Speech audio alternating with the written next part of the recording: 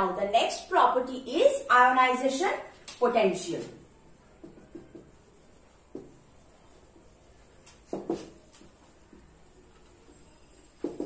This means it is the amount of energy that is required to remove an outermost electron.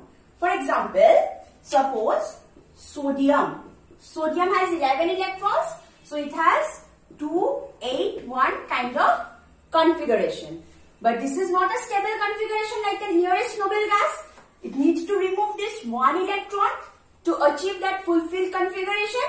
That's why the energy that will be required to remove this last electron from the valence shell, that energy is known as ionization potential. So you see, this is the K shell, this is the L shell, this is the M shell. So this is the valence shell, we can say, the last shell. So this is the outermost electron of the valence electron, and this needs to be removed, and this will form sodium ion with a configuration of 2, 8. And this is a stable configuration, octet configuration, and the energy that is required to release this electron, that is called the ionization potential. Now, the factors on which this ionization potential depend upon are, one is nuclear charge, another one is atomic size.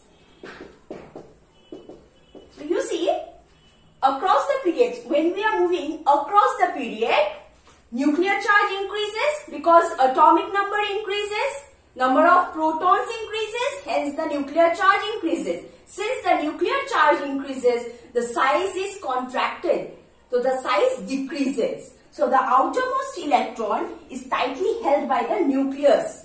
So it is difficult to remove this outermost electron. So across the period, as the nuclear charge increases, ionization potential also increases. So this is, we can say this is directly proportional to ionization potential. And as the size decreases, ionization potential increases. So size is inversely proportional to IP, because it will be difficult to remove the electron from a small sized atom than that of a large size atom. Clear? And you can see another thing is that as we are moving from left to right, metallic to non-metallic, we are proceeding from metallic to non-metallics. And non-metals, they have no affinity or tendency to lose their electrons. So for losing their electrons from the metal, from a non-metal, it requires a very high amount of energy. And thus, across the period, ionization potential increases. That means the amount of energy required to remove the outermost electron increases. About down the group, so across the period, we can write across the period, IP increases. Across the period, ionization potential increases. On the other hand, down the group, what is happening?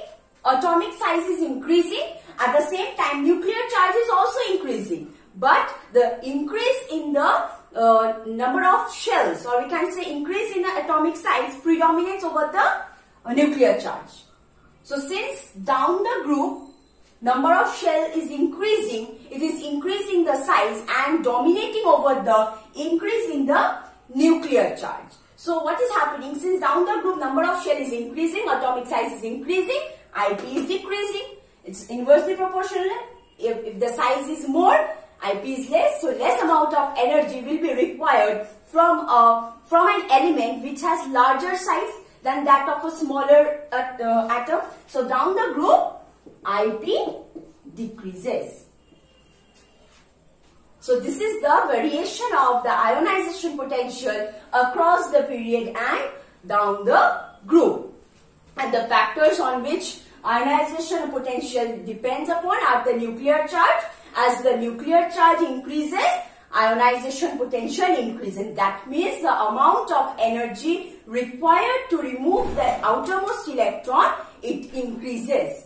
The need for the energy increases. on removing an electron from the outermost shell when the nuclear charge is high. When the size is very small, that means high nuclear charge is influenced on that atom. So it is very difficult to remove that outermost electron. So higher amount of energy is required to remove that electron. That's why IP increases as the size decreases. And across the period, ionization potential increases since nuclear charge increases and atomic size decreases. And down the group, nuclear charge increases, at the same time atomic size increases due to the increase in number of shells one by one. But this number of increase in the number of shell is predominating over the increase in nuclear charge. Thus, ionization potential decreases. At the same time, across the period, we are heading from metallic to non-metallic, and non-metal have no tendency to remove their outermost electron, rather they gain in electron. So it requires very high amount of energy to remove the electron from the outermost shell of a non-metal. So IP increases on the right hand side of the periodic table. So IP is high for non-metal, and down the group metallic character increases, thus ionization potential decreases. So that is all about the ionization potential. Next is electron affinity. Next periodic property is the electron affinity. So this one is electron affinity. In the previous case, in ionization potential, it was the amount of energy required to remove the electron to form a cation. In this case, this is the opposite thing. It is the amount of energy released. Amount of energy released when an atom accepts an electron and forms an anion from a nuclear gaseous atom. Okay, so it is the amount of energy is released. So since the amount of energy is released, so this is its value will always be represented in negative charge, in negative. Okay, so its value is always represented in negatives. Now the factors on which this electron affinity depend upon, they are same as that of the previous one. Nuclear charge. Number 2 is atomic size. Nuclear charge increases, electron affinity increases. Atomic size decreases, electron affinity increases. Why so? Because as the nuclear charge increases, the atom will have higher tendency to gain electron, to attract an electron quickly towards itself. So amount of energy released will be very high because it will spontaneously form the anion. Now in case of the small size of the atom, when the size is very small, so in that case it has a higher nuclear charge influence on that particular atom. So when an atom is very small, suppose I'm drawing, this is an atom and this is another atom. This is a small atom. On this small atom, the nuclear charge influence is very high. But in case of this large atom, the nuclear charge influence is very low. So, since nuclear charge influence is very high, so overall there is an influence of positive charge. We can imagine that there is an overall positive charge which is surrounded, an influence of positive charge or the nuclear charge. Because in the nucleus there is proton. Proton has positive charge. So overall, they will have an influence of this positive charge. So whenever an electron will be present nearby, if an electron is present nearby, suppose this is the electron, it will quickly accept this electron. So, and this will form an anion. So the amount of energy released in this process will be very high.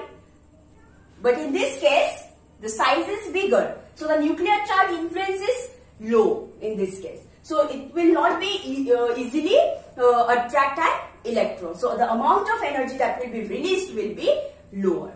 So in case of high nuclear charge, electron affinity increases. Across the period, nuclear charge increases. So across the period, electron affinity also increases. Down the group, nuclear charge increases, but the increase in the number of shell predominates over the nuclear charge factor. So thus, down the group, electron affinity decreases. On the other hand, for atomic size, across the period, size decreases, so electron affinity increases. Down the group, size increases, electron affinity decreases. At the same time, I can also say across the period, EA increases.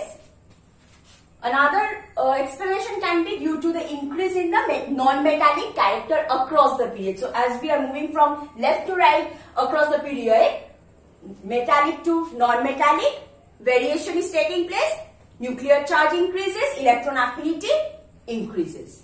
Because across the period, non-metals increasing means non-metals have higher tendency to accept electron.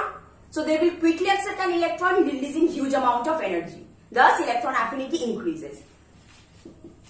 Down the group, EA decreases, because down the group, metallic character increases. As the metallic character increases down the group, electron affinity decreases down the group. So this is all about the electron affinity. So electron affinity is the amount of energy that is released when an atom of an element accepts an electron to form an anion. Now across the period, metallic to non-metallic variation is taking place. Non-metals have higher tendency to accept electron. Thus, amount of energy that will be released will be high, which in turn lead to an increase in the electron affinity value.